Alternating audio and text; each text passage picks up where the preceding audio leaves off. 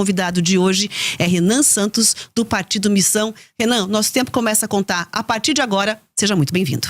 Muito obrigado, é uma grande oportunidade de estar aqui com vocês, uma honra também, e estou aberto aqui a qualquer tipo de pergunta. Vamos começar falando, obviamente, sobre as suas pretensões enquanto presidente da República, né? Por exemplo, qual seria a primeira medida que você tomaria caso estivesse aí à frente da presidência? Vamos lá, no dia 5 de janeiro de 2027, dia que agora o presidente toma posse no Brasil, graças a Deus, porque antes era de 1º de janeiro, não vinha nenhuma autoridade internacional porque estava tudo no Réveillon.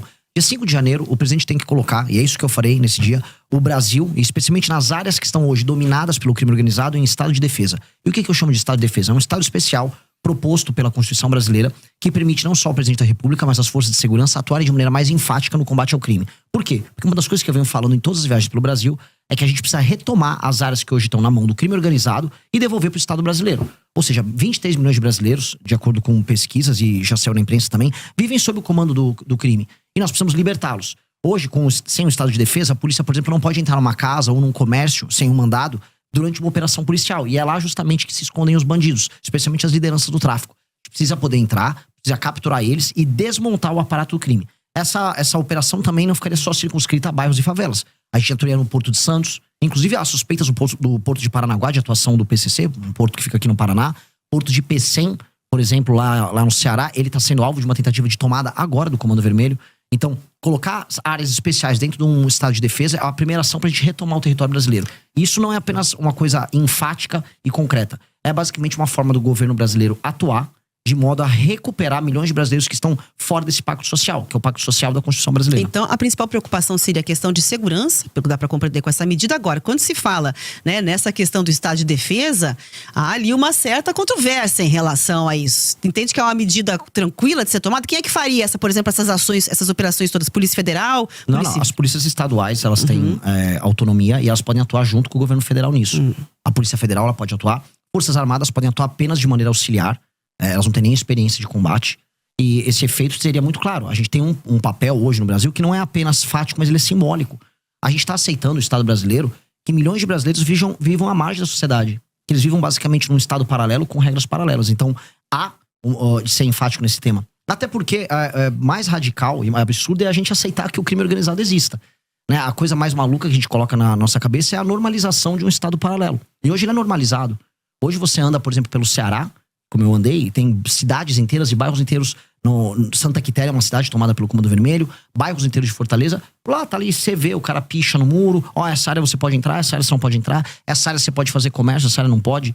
A gente aceitou isso. Ao naturalizar isso, a gente naturalizou o absurdo. Mas depende do desejo do presidente da República, pura e simplesmente, essa definição, como você traz? Primeiro depende do desejo da população em votar num presidente que tem essa agenda. Então ela tem que ser majoritária na sociedade civil. Então, ao invés de eu ficar jogando platitudes, vir aqui e falar, não, eu quero lutar pelo povo. Eu não vou fazer platitude. Eu estou falando, olha, é uma eleição plebiscitária. Se você quiser um combate enfático ao crime organizado, você vai votar no número do meu partido, 14. Se você não quiser, tá tudo bem. Você pode votar 22 no Flávio, você pode votar 13 no Lula. Vota em quem quiser. Para mim é uma questão plebiscitária. Por isso que eu tenho que ser muito honesto. Eu vou propor primeiro, como proposta, já para a sociedade civil. E todo mundo vai saber que essa é a primeira coisa que eu farei. Segunda coisa, isso vai para o Congresso. O Congresso, que também foi nas eleições, eu venci nessas eleições pautado por esse tema, aí deliberar e convencer e aí colocar em funcionamento. É um status permitido pela nossa Constituição. E eu acho que é um status que garante, inclusive, a cidadania de milhões de brasileiros. Portanto, é obrigação do Estado brasileiro fazer isso. Agora, o senhor falou dessa relação aí, falou rapidamente sobre essa relação com o Congresso. Como é que o senhor, se eleito for, o senhor está numa missão, partido menor, né? Com uma expressão hoje menor. Como é que o senhor pretende se relacionar com o Congresso e como aprovar suas medidas caso o senhor seja eleito? Essa é a pergunta que eu mais ouço dos lugares. E eu fico feliz de ouvir esse tipo de pergunta, porque é uma pergunta que já está consonante ao universo das propostas. Ou seja, como é que você vai fazer significa que eu tenho algo para fazer. E isso me anima. E realmente, todas as rádios eu ouço, todas as perguntas vão nessa linha, porque são medidas enfáticas. Pois bem, se eu ganhei a eleição para presidente da República, isso pressupõe que eu pautei daqui até outubro o tema político. Eu saí de 3, 4% nas pesquisas e eu fui para mais de 50%. Portanto, um congresso será feito e será composto não apenas com os parlamentares que vão ser eleitos pelo meu partido, que é a missão que terá aí tranquilamente mais de 60, 70, só pelo fato de eu ter sido eleito, mas também a gente verá inúmeros outros partidos, especialmente da centrão e da direita, elegendo seus parlamentares com esse tema. Porque se eu fui eleito por uma questão lógica, esse tema pautou os demais. Os parlamentares foram eleitos e esse foi um tema que os brasileiros consideram importante. Então eu acho difícil, especialmente nos primeiros 6 meses de mandato, quando há uma espécie de um beneplácito, uma boa vontade do Congresso para com o presidente da República, algumas medidas enfáticas que tiveram em campanha não serem votadas. Depois, eu não teria medo de fazer composição com alguns partidos. O critério seria, este é o meu programa, este é o programa que foi eleito, quer participar do programa? Deputado do Ceará, ou bancada do Ceará, vocês querem participar comigo da retomada do território do Ceará? Querem usufruir do lucro político, não lucro financeiro dessa operação? Estejam comigo, vamos trabalhar junto na mesma agenda. Então eu vou ser muito aberto em trazer eles para uma agenda positiva. Agora, eu vou ser muito fechado em trazer aquela relação de compra de voto, a relação baseada na emenda. Esse tipo de relação política que se tornou a base, a relação corrente da política brasileira, ela é um elemento que nós precisamos ultrapassar, nós precisamos superar. E a superação disso vai passar por uma série de reformas que a gente vai precisar fazer ao longo do mandato também. Porque o mandato nosso tem que ser, e é isso que eu enxergo, um mandato essencialmente reformista. Eu vou pegar o Brasil no ponto A e vou colocar o Brasil no ponto B. E esse ponto B significa um Brasil que não tem mais crime organizado, que as leis penais e leis de processo penal vão se alterar, que a questão fiscal, ou seja, a questão econômica, reformas que mexam na forma como o governo gasta o dinheiro dele, que termina cobrando imposto caro das pessoas, seja resolvida, numa relação justa do Pacto Federativo, ou seja, vocês aqui no Paraná pagam imposto demais, mandam dinheiro demais pro governo, mas recebem de menos. Enquanto tem prefeito no Piauí não fazendo nada com esse dinheiro que eles recebem. Isso também tem que ser endereçado. Mexendo nisso, a gente não apenas melhora a vida das pessoas e melhora a questão econômica, mas eu mexo na correlação de forças com o Centrão. Porque no fundo a tua pergunta é pertinente, porque a gente sabe que nenhum presidente governa de verdade. E esse presidente não governa de verdade por quê? Porque existe essa entidade chamada Centrão. Uma entidade amorfa, que uma hora tá com o presidente, uma hora não tá. O que ela faz para estar no governo? Ela põe uma faca no pescoço e exige dividendos. Em geral, esses dividendos são financeiros. A gente tem que alterar o sistema de recompensa para que isso não aconteça com essa intensidade. Mas um desses dividendos também, quer dizer, até a questão de ocupação do governo, né? Com ministérios, com autarquias, impostos chaves, normalmente que tem ramificação pelo resto do Brasil e um orçamento gordo. Como é que o senhor pretende? O senhor pretende, por exemplo, entregar pastas, ministérios importantes para partidos como o senhor falou do Centrão? Se for para fazer ocupação e cooptação, especialmente para dar o nome aos bois, vamos pegar aqui a Codevasf, a Companhia de Desenvolvimento do Vale do São Francisco. Que é disputadíssima. Sim, porque, inclusive, o Rio São Francisco, ele corre, né? Minas, vai Pernambuco, Bahia. Porém, ele foi, vamos dizer, de maneira fictícia levado até o Amapá, o Rio, só para que o Alcolumbre, né, que é do União Brasil, possa usufruir dos benefícios dessa empresa pública. Isso não pode acontecer, isso não vai acontecer. E, em especial essas empresas públicas que têm atuação no Nordeste, onde há uma presença maior do Centrão e onde há um uso político muito mais intensivo. Isso não será entregue. Essas empresas públicas não podem ser entregues, porque hoje elas são, vamos dizer, um vetor central de corrupção. Eu volto a falar, não tenho problema nenhum em trazer figuras corretas e sérias de outros partidos para participar do nosso governo. Porque esta é, infelizmente, a natureza do nosso modelo. Fazer um governo que tenha coalizão é normal em todas as democracias. Agora, fazer um governo baseado em cooptação, como eles estão acostumados, não. Eu não vou fazer baseado em cooptação. E eu creio que é possível fazer isso. Eu creio que é possível você obter dividendos políticos, ou seja, um lucro político, ou seja, através das vitórias políticas de um governo, e não obter dividendos financeiros, que é o que esses caras querem. E a gente tem que, aí, o cara quer obter dividendo financeiro, eu vou atuar junto com a Polícia Federal para todo mundo que estiver desviando emenda. Eu vou conversar com o Supremo Tribunal Federal, que tem inclusive investigações em curso, e nós vamos colaborar para que as emendas sejam investigadas. Porque não pode existir um governo que se baseia na compra e cooptação dos parlamentares. A gente está falando agora de emendas só das obrigatórias, mais de 60 bilhões nesse orçamento anual. E o senhor pretende mexer nesse vespeiro das emendas? Precisa. Como? Porque hoje o Congresso cooptou o orçamento do governo, né? Como é que o senhor pretende, qual que é a proposta que o senhor vai levar eleito para os congressistas com relação à emenda, que é uma moeda cara, custosa aos parlamentares? Se vocês me permitirem, eu puder estender um pouquinho mais nesse tema, esse tema é muito importante. É um dos temas centrais para mim. Por que existe a emenda e por que ela funciona? A emenda é hoje a razão de ser de um deputado federal no Brasil. Os partidos políticos elegem deputados porque os deputados enviam para o partido político tempo de TV, fundo partidário e fundo eleitoral. Essa é a lógica. Portanto, o partido fica rico conquanto ele eleja esse número grande de deputados. E o que o deputado faz quando tá lá? A maior parte. Ele manda emenda para sua base, para inúmeros prefeitos que tocam essas emendas. O que eu chamo de tocar emenda? Ele rouba um pedaço, ele desvia para comprar voto na próxima eleição, trabalha com a cooptação de base, usando esse recurso. Esses prefeitos não entregam recursos para pessoas e não trabalham para melhorar a vida das pessoas. Segurança, educação, saúde, saneamento básico. Mas ele, no fim do dia, reelege aquele deputado. É um ciclo. Esse ciclo, que é o ciclo que faz com que o deputado dependa da emenda, esse ciclo precisa ser cortado. E o que nós vamos fazer, que faz parte da nossa grande reforma administrativa? Nós vamos dar o poder para os prefeitos. E como? O fundo partidário e o fundo eleitoral serão determinados pelo desempenho objetivo dos prefeitos com indicadores. E quais são esses indicadores? Melhoria, por exemplo, na cobertura de saneamento básico. Um município que tem 10% de saneamento básico foi para 20%, ou seja, fez linha de esgoto, tal, começou a atender essa área, ele ganha um ponto. Melhorou o desempenho no SAEB do município, ele ganha mais 2 ou 3 pontos. Ele soma esses pontos, pondera pelo tamanho da cidade, aí o partido recebe o fundo partidário, o fundo eleitoral de maneira equilibrada, dada a proporção do município. E, se ele cumpre isso, também ele está autorizado a receber emendas. A emenda só vai para o prefeito que entrega. O prefeito que não entrega, não tem emenda. E o que acontece? Isso acaba com a necessidade e a energia que o deputado federal tem em mandar a emenda para o lugar que não funciona para desviar esse dinheiro. Então, nós podemos muito bem transformar a emenda num sistema de incentivo a bons prefeitos. E aí eu empodero o prefeito, que é quem precisa ser empoderado, e eu tiro o poder do deputado nesse sentido. E aqui você tem uma tensão, essa tensão já existe. A frente dos prefeitos e a turma dos deputados vivem em conflito. E aí eu empodero o poder executivo, que é quem entrega as coisas para as pessoas nos municípios, e eu tiro esse jogo absurdo que tem na mão dos deputados federais, que é um problema. E hoje ainda mais um elemento. O STF está indo para cima das lideranças partidárias que estão usando a emenda do orçamento secreto para comprar voto, para fazer desvio, e estão ficando multimilionários. Há uma tensão ali, e essa tensão faz com que as principais lideranças do Centrão hoje estejam com muito medo. Eu vou pegar um governo em que esses caras vão estar com medo. Então aí é o momento da gente negociar. É o momento de baixa deles. Eu já ia perguntar 2 questões sobre isso para entrar na conversa. Primeiro, como é que vai combinar com os russos? Como é que vai combinar aí para não ter, né, digamos assim, uma devolutiva? A gente já viu como é que fica a questão de um governo que não tem viabilidade dentro do Congresso para gerir. E segundo, toda a emenda parlamentar é ruim? Nem toda emenda parlamentar é ruim. A emenda que é obrigatória e que ela é cumprida de maneira transparente, ela pode entregar um papel. Agora, a emenda do orçamento secreto, ela é ruim. A emenda do orçamento secreto, assim, nada que precisa necessariamente ser secreto vai ser bom. Tanto que as entregas do orçamento secreto são sempre meio secretas também. O cara nunca divulga exatamente. E aí você vai procurar, você encontra empresas de familiares de parlamentares, empresas de familiares dos prefeitos. Empresas fantasmas. Empresas fantasmas de toda sorte. Mas não há um risco, por exemplo, dessa questão da governabilidade, o Congresso dar uma resposta em relação a isso? Porque até agora não mostraram interesse nenhum, tanto na transparência quanto na questão de abrir mão dessas emendas. Ao contrário, só aumentam. Mas aí você vai precisar de um presidente da República que não tenha rabo preso com ninguém, que tenha força e capital político, e que vai gastar o seu capital político fazendo essa medida, que é uma medida não de governo, é uma medida de Estado. Essa é uma medida que altera o Brasil. Eu vou te dar um exemplo simples. Houve um presidente da República que já atendeu, vamos dizer, que já atacou o interesse do Centrão uma vez, de uma maneira muito clara, que colocava prefeito do Centrão na cadeia. Foi o Fernando Henrique Cardoso passando a lei de responsabilidade fiscal. Ora, o Fernando Henrique Cardoso conseguiu isso nos anos 90. Nós podemos conseguir isso também.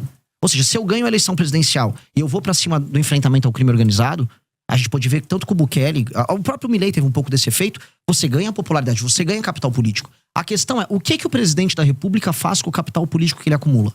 Alguns ficam, não, vou manter o tempo todo, que eu tenho que pensar na próxima eleição de prefeito. Se eu acumular esse capital político de popularidade e de respeitabilidade, eu vou gastar ele todo fazendo uma reforma que altera a dinâmica da política do Brasil. Porque isso vai impactar na qualidade das prefeituras, para a vida das pessoas nas cidades serem melhores, e vai mexer no sistema político para que o Centrão perca parte desse poder. Isso precisa ser feito. E eu vou ter apoio de inúmeros partidos. Veja, mesmo alguns partidos do Centrão vão preferir o meu modelo. Nem todo mundo no Centrão quer operar com esse modelo. Prefere um modelo, por exemplo, mais municipalista. Eu tenho certeza que se eu conversar com o Kassab, que é do PSD, ele vai preferir esse modelo. Então não é todo o Centrão que quer viver disso. Isso aqui é um modelo que o baixo clero do Congresso adotou, que é a forma que permite que um deputado, em geral, semi-analfabeto, burro, pouco comprometido com o funcionamento da cidade dele, desvie grana, põe um dinheiro no bolso e se reeleja com a compra de voto. Ou seja, o Brasil está sendo tomado por parlamentares e administrado por parlamentares absolutamente corruptos. São eles que não deixam o Brasil andar. E são eles que a gente vai combater. Então, mesmo dentro do parlamento há quem seja contra, e nos prefeitos na sociedade civil, isso é facilmente, vamos dizer, isso é fácil de explicar e eu vou conseguir convencer. E eu vou gastar meu capital político com isso. Agora, candidato, o senhor falou aí, você citou o presidente de El Salvador, o Bukele. O que o senhor vê nele, ou o que o senhor se inspira? Qual que seria a sua proposta para a segurança fazendo esse paralelo com El Salvador que o senhor citou? O que eu gosto muito dele foi o fato de ele ter sido muito enfático no enfrentamento ao crime organizado e ter entendido que território de uma nação é o território de uma nação. Não existe espaço paralelo, não existe território paralelo. O Bukele, ele fez isso, ele pegou uma das nações que eram mais inseguras das Américas e transformou naquela que é hoje, em termos estatísticos, falando de homicídio, a nação mais segura das Américas. Mas há também denúncias de abusos lá, né? Antes havia muito mais denúncias de abuso, simplesmente porque as pessoas morriam em um número muito, muito maior. Agora, o Estado fez isso com a aprovação das pessoas e com a aprovação do Congresso. Erros e falhas, um eventual erro policial, sempre haverá. A polícia não é perfeita, assim como políticos não são perfeitos e seres humanos não são perfeitos. Seria um efeito colateral? A questão é se você já vive ou é efeito colateral, que é viver na mão do crime. Se isso diminuiu e as pessoas perceberam que diminuiu, a uma vantagem objetiva. A gente tem que ser utilitarista aqui. A gente não vive no mundo perfeito. Mas na prática o senhor faria o quê? É isso Na que eu queria prática, saber, qual é a proposta? Eu citei pra você já no começo da entrevista. Sim. Para a destruição do crime organizado, eu vou colocar o Brasil, as regiões tomadas pelo crime organizado. Isso inclui desde portos, áreas de fronteira, A longo prazo. a favelas. A longo prazo, já no curto prazo também. A gente tem que passar alterações nas leis penais, aumentando as penas, de maneira muito objetiva. E nas leis de execução penal, a gente tem que acabar com artifícios como a progressão, a saidinha, para que a pessoa cumpra a pena dela. Porque o que a gente precisa fazer é alterar o sistema de incentivos que nós temos para que o bandido continue cometendo crime. O que está demonstrado? É quase aquele princípio Pareto. Poucos bandidos cometem a maior parte dos crimes. Eles são sempre reincidentes. A gente tem que combater a reincidência. Então, se a gente aumenta a pena muito e evita a progressão, aquela pessoa que comete um crime, ela na prática ela vai ficar mais tempo na cadeia e ela, antes de tudo, vai ter medo de cometer esse crime para não passar a vida inteira dela lá. E o reincidente, que é o maior problemático, bom, esse aí só sendo muito idiota em continuar cometendo crime. Haverá sempre um reincidente idiota, porque as pessoas, por vezes, são idiotas, cometem crimes baseados em impulso, e esse cara vai ter que ser parado. Então, a polícia tem que ter meios de ação, as leis têm que evitar a progressão, e com base nisso a gente vai conseguir reduzir muito, não apenas o número de homicídios, porque a gente tem números de guerra de homicídios no Brasil. O Brasil tem 22 mortos a cada 100 mil habitantes. A Ucrânia vive de 4 a 5 a cada 100 mil habitantes em guerra. A gente tem que jogar o Brasil no mínimo para 4 a 5, pra gente ficar no status de guerra na Ucrânia. E o número de assaltos e roubos tem que cair vertiginosamente. Outra coisa, existe muita violência contra a mulher, e isso está demonstrado. Não só violência em casa, mas violência na rua. Foi entendida a mulher como uma pessoa que tá num status mais frágil para receber um homem que vai botar uma arma, ela entrega as coisas. Os crimes de natureza sexual estão aumentando com relação às mulheres, e a sociedade está ficando escandalizada com isso. É uma sensação de segurança geral. Então isso precisa ser dado de volta para as pessoas. Nominalmente, a gente tem o direito de ir e vir. Agora, eu duvido que minha irmã sinta que ela tem o direito de ir e vir na sociedade brasileira.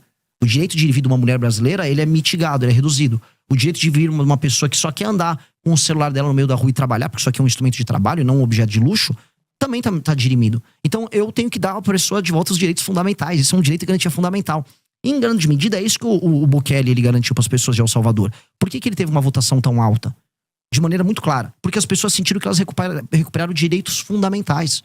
O direito de ir e vir faz parte do princípio da liberdade. A liberdade de vir, a liberdade de expressão. E ela foi entregue para essas pessoas.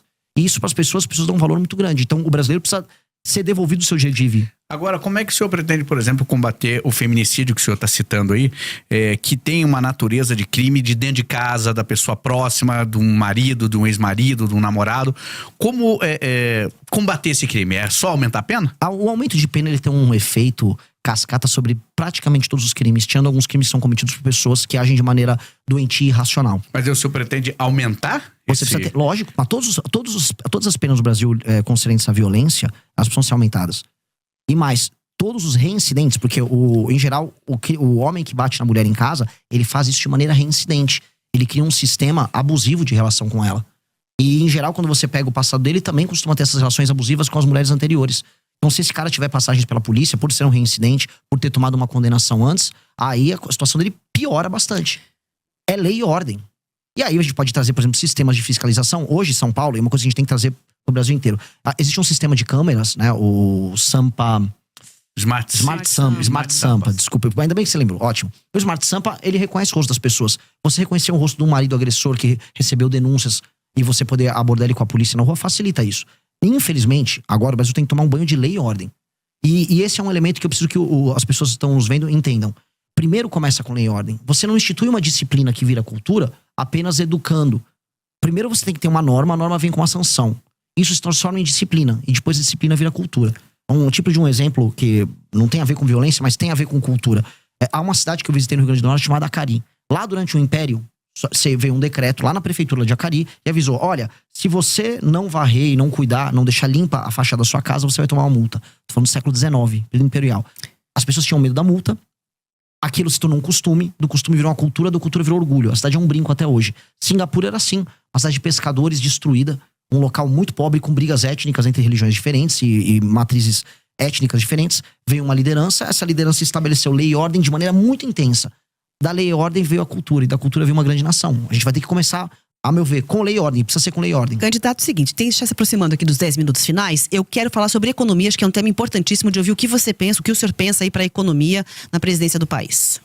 Vamos lá. O Brasil é um país que ele é extremamente injusto para com quem trabalha e produz.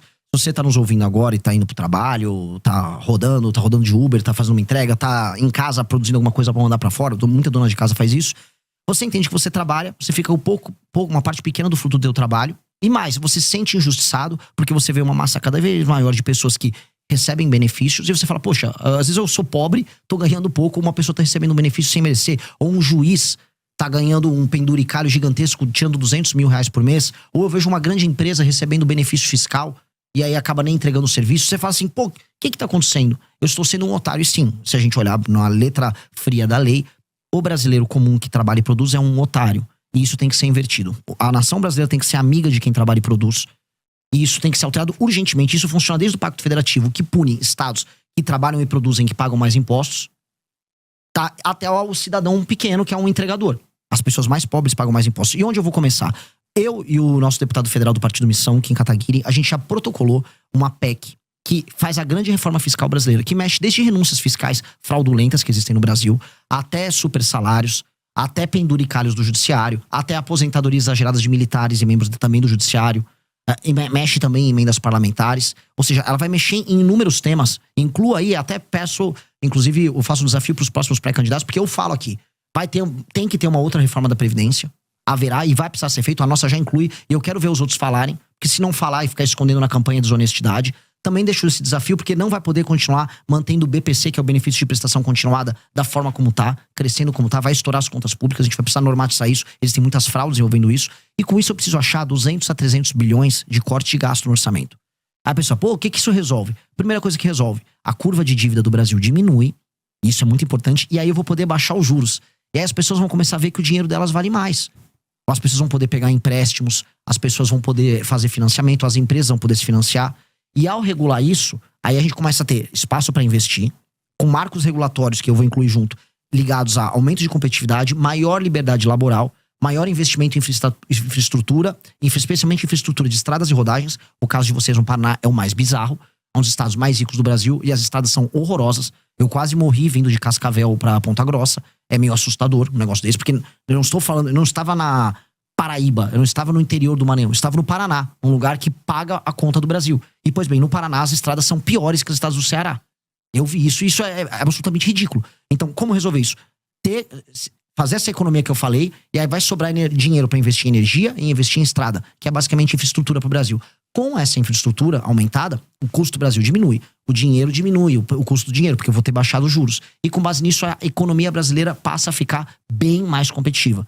Especialmente nesses setores agora, eu olho aqui Centro-Sul, onde a gente mora, eu sou de São Paulo, vocês são aqui do Paraná, não precisa de grandes projetos governamentais. O governo pode atuar em uma ou outra área. Aqui a gente pode trazer data center pro Paraná por conta de Itaipu, não seria um problema. Agora lá no Nordeste, que é uma região que está muito empobrecida, a boa parte das pessoas vivem de auxílios, aí o governo vai ter que atuar, fazer zonas econômicas especiais voltadas para exportação, especialmente produtos industrializados, fazer como o Vietnã fez, a Índia fez, e a gente vai ter que olhar para lá, porque resolver o Nordeste, eu falo aqui para os paranaenses, eu resolver a questão da população do Nordeste trabalhar, significa menor migração para cá, menor pressão nos serviços públicos que vocês têm aqui, maior qualidade de vida e felicidade para as pessoas que vivem lá. Eu vi aquelas pessoas, são pessoas trabalhadoras no Nordeste, eu conversei com elas, elas querem o emprego delas lá. O cara não quer ter que sair do Maranhão para vir trabalhar em Curitiba, ou trabalhar em Florianópolis, ou trabalhar em Goiás, longe da família dele, comendo uma comida diferente, às vezes morando numa favela. Ele quer ter o trabalho lá, e dá para ter o trabalho lá. Então nós vamos trabalhar fortemente, parceria com a agricultura brasileira, parceria com empresas públicas como a Embrapa, para fazer a construção de um complexo no Nordeste. Agora o senhor citou aqui rapidamente reforma do Código Penal, reforma da Previdência, reforma administrativa, reforma política, reforma até na questão eleitoral de fundo partidário. E a do Judiciário, o senhor acha que é necessário o senhor candidato eleito? O que o senhor faria? Os privilégios do Judiciário, tô falando, assim, vamos começar pelos privilégios dos penduricalhos. Essa reforma nossa já endereça. Ela já tá lá, a gente vai ter que mexer nesses privilégios, que eles são ilegais. A gente vai ter que atestar a ilegalidade e cortar a ilegalidade. É que, né, quem vigia o vigilante, né? O vigilante é o judiciário e ele não quer ser vigiado por ninguém, porque ele mesmo faz os próprios privilégios. Nós vamos ter que usar o Poder Executivo com um projeto bem claro para coibir isso, acabar os penduricários. Agora, quando eu vou falar do outro tipo de abuso, o abuso do STF, do Supremo Tribunal Federal, aí eu preciso ser muito claro. A gente vai precisar tomar medidas que alterem a dinâmica atual. Por exemplo, a gente tem que acabar com essa farra das decisões monocráticas. 83% das decisões são monocráticas.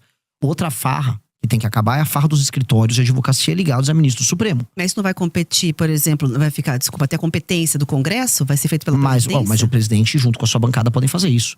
O governo federal pode atuar junto com o Congresso para projetos que podem ser de iniciativa tanto do Congresso quanto da presidência da República. E aí, o presidente da República tem que botar sua força política nesse projeto. Sua força de convencimento. Outra força de convencimento que ele precisa ter. Nós precisamos ter um foro, o tal do foro privilegiado que hoje é o STF, deixou de ser uma ferramenta da democracia.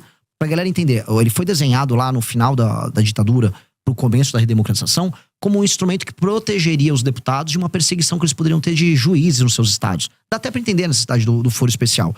Só que hoje ele é um instrumento que o STF tem o Senado, que é justamente quem pode fiscalizá-lo, na mão. Então a gente vai fazer diferente. Vamos criar um foro especial, um foro pequeno, sem contratar ninguém. Você seleciona via sorteio desembargadores, randomicamente dos estados, eles ficam 2 meses no mandato, e eles julgam as ações oriundas do mandato dos parlamentares. Rotativo e um magistrado não pode julgar um parlamentar do seu próprio estado. Simples, retira do STF essa prerrogativa. Também a gente tem que fazer uma coisa no STF que é um absurdo. A gente tem que inserir uma coisa que tem nos Estados Unidos, que é o filtro de acesso. Ou seja, hoje todo mundo pode entrar com uma ação, uma DIN lá no STF, todo partido político, sindicatos, associações com presença nacional. Isso tem que ser cortado. Só ações de natureza constitucional podem parar lá e ser aceitas lá. Hoje no Brasil, o STF toca 8 mil ações, enquanto a Suprema Corte Americana só 50. Isso tem que ser alterado. A gente está chegando ao fim da entrevista, mas preciso perguntar da composição do seu ministério, se haverá redução. De forma bastante breve, já tem nomes para os ministérios. Faria que tipo de reforma falando, então, na questão ministerial? Haverá redução de ministérios, especialmente porque hoje o ministério é um instrumento de cooptação e de proteção jurídica. Você ganha, vamos dizer, foro especial sendo o ministro da República. Haverá redução. Mas isso não é, eu preciso falar, isso na maior parte dos casos é uma medida que tomam pra fazer marketing. Tipo, olha, reduzir, veja como tô economizando. Você não tá economizando muita coisa, mas você sinaliza que você vai ter uma administração mais racional.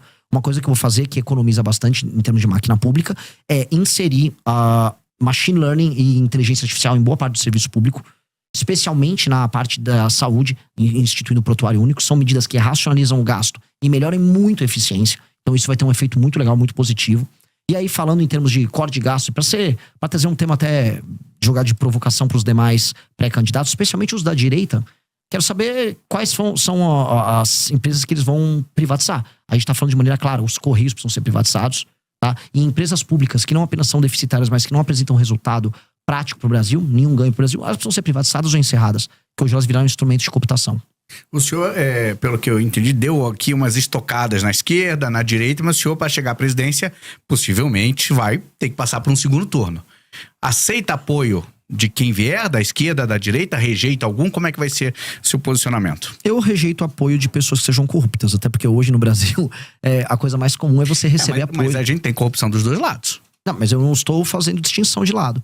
Até porque os escândalos de corrupção no Brasil, especialmente do Master, não tem lado. Tá todo mundo pois ali. É. Por isso que eu tô muito tranquilo. Eu não tenho nada a ver com isso. E hoje a coisa mais comum é você nem precisar pedir apoio.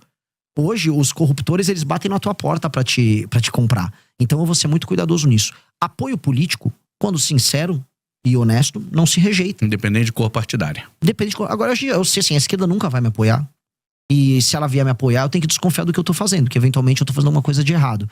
Dito isso, apoio sincero de pessoas honestas é bem-vindo. Nós precisamos criar uma aliança em todo o Brasil para tornar o Brasil um lugar melhor. E vai ser difícil. Tudo que eu falei aqui é necessário e nada que eu falei aqui é radical.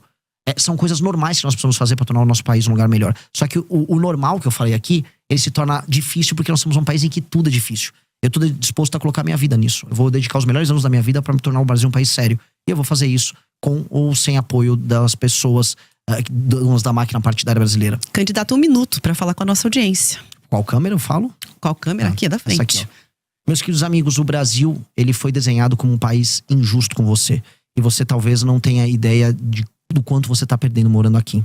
Talvez você não entenda que ao sair da sua casa para ir trabalhar, você tem que pegar um celular e você sabe que esse celular pode ser roubado a qualquer momento. Você sabe que ao entrar no seu carro vai ter provavelmente um insufilme pro bandido não ver as coisas que tem dentro do carro. Sua casa, se você mora numa casa, tem um muro. Se você mora num prédio, o prédio é murado e vai ter um porteiro. Talvez ambos tenham uma cerca elétrica. Sua esposa, sua filha tem medo de andar na rua porque elas podem ser alvo de todo tipo de ataque, desde o violento até um ataque de natureza sexual. E você vai e volta e tem o seu dia todo determinado pelo medo de ser roubado e acha talvez que seja natural. O que eu quero avisar é que nada disso é natural. Você pode viver num país que você é livre e que você tem que ter homens corajosos que não tenham o rabo preso com ninguém, dispostos a tornar a tua vida melhor. E é isso que eu tô pra fazer. Não posso pedir teu voto nesse instante, mas eu posso pedir para que você me conheça. Não confie em mim nem nos demais. Apenas veja e analise pelos atos e pelas ações. E com base nisso, forme teu julgamento. Muito obrigado. Muito obrigada pela entrevista. Foi um prazer recebê-lo para essa conversa de Pressa Sabatina aqui na Jovem Pan News e Grupo RIC. Muito obrigado. Obrigado por assistir! Se você gostou deste vídeo, não esqueça de curtir e se inscrever no canal.